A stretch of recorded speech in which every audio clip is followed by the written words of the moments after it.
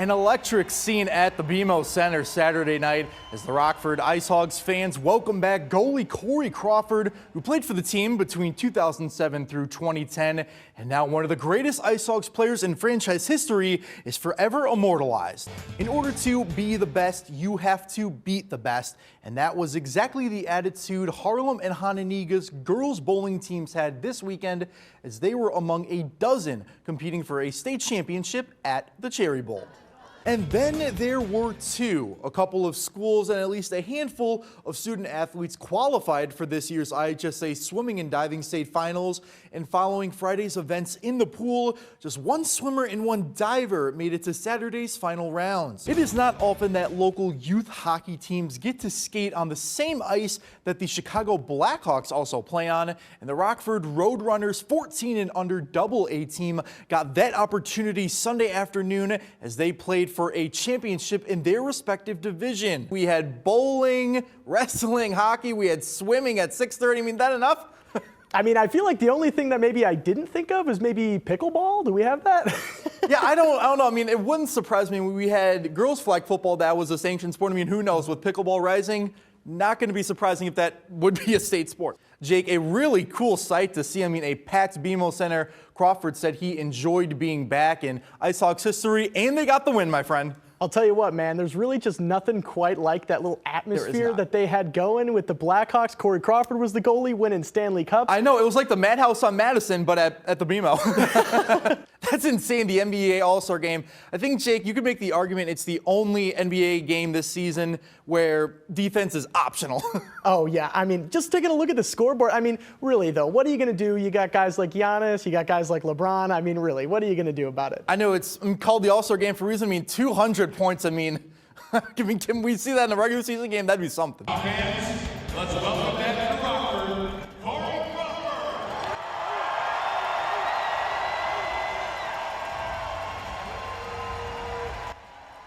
An electric scene at the BMO Center Saturday night as the Rockford Ice Hogs fans welcome back goalie Corey Crawford, who played for the team between 2007 through 2010, and now one of the greatest Ice Hogs players in franchise history is forever immortalized.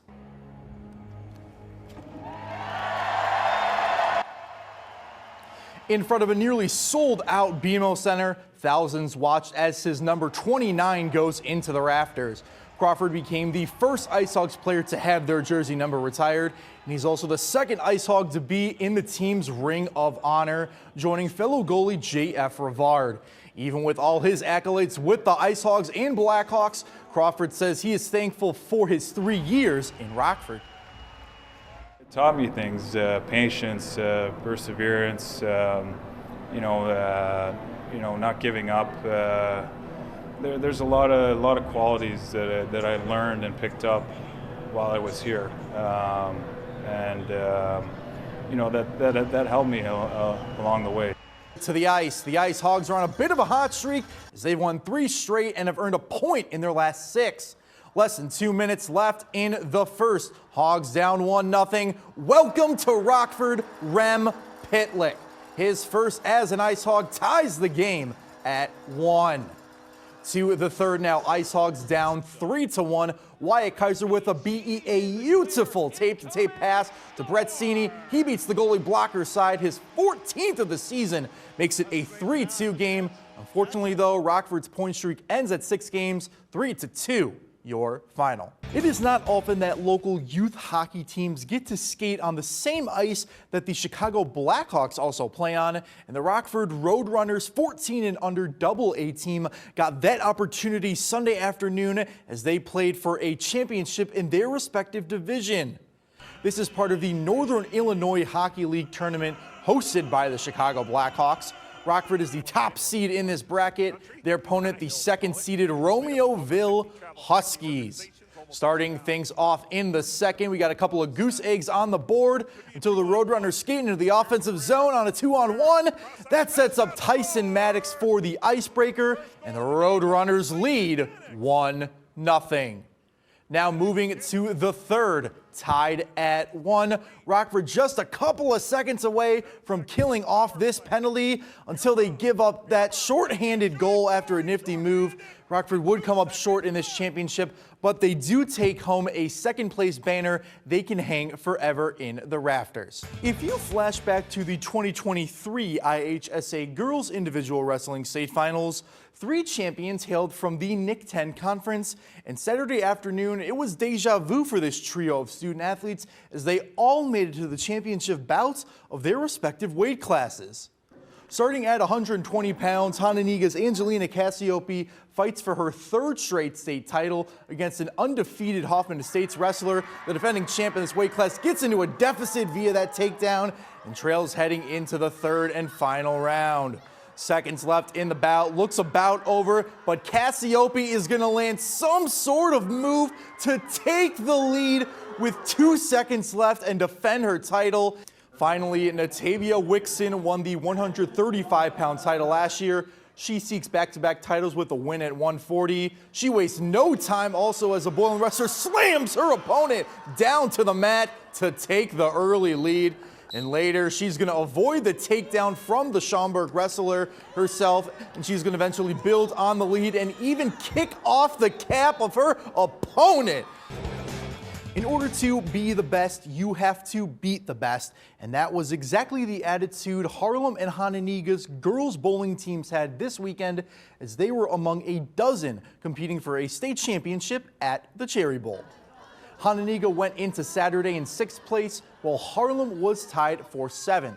This was the Indians' 3rd straight trip to state. They were led by Emily Moranin, who was the only one on her team to knock down 2,500 pins this weekend. That's good enough for a 12th place finish among individual bowlers.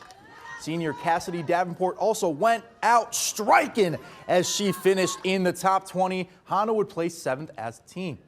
Next up is Harlem with their 8th straight trip to state, and knocking down pins like that helped Allison Roberts to a 9th place finish. Ashlyn Tevis also with a strong outing. That strike right there helps her bowl a 2-day total of nearly 2,400 pins as Harlem takes home 5th. Allison and Emily, what are your thoughts on the weekend? We really just come as a team and just have bonding. Before regionals, sectionals, and state, we all have team bonding. We all just come as a team and support each other no matter what we're doing. If someone's bowling bad, we're all there to pick them up. Honestly, I'm really happy with it. I feel like I bowled really good. My team helped me stay strong. I did have a rough moment, but I got out of it and I was able to shoot really good for myself today. Before teams go to state, they must compete in sectionals, and that's what high school boys swim teams from the NIC 10 Conference and beyond did on Saturday at the Byron High School sectional. They can qualify in one of 2 ways: win their events or meet the state qualifying time.